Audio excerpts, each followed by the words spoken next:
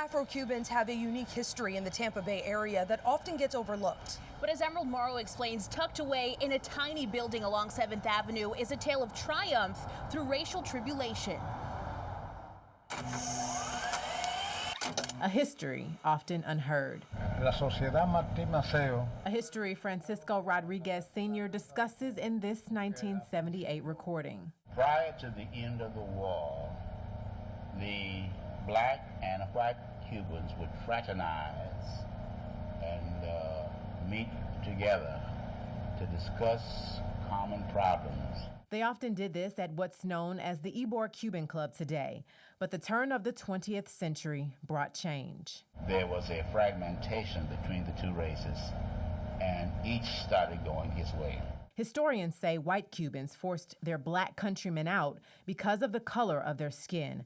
This led Afro-Cubans to form La Unión Martí Maceo, their own mutual aid society.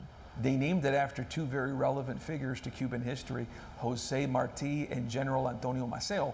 Both were individuals who, over 120 years ago, believed in a colorblind society in a time when that was a rather radical step to take. Rodriguez was one of the most well-known leaders of the group. He spoke a lot about the need for Cubans to, particularly Afro-Cubans, to stand up to whatever oppression they were facing. Cheryl Rodriguez knows this well, not just as a professor at USF, but also as Francisco's granddaughter.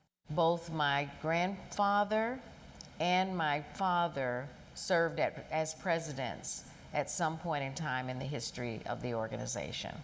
They had health benefits, burial benefits, and for people who might have had some kind of catastrophe in their life, there was support.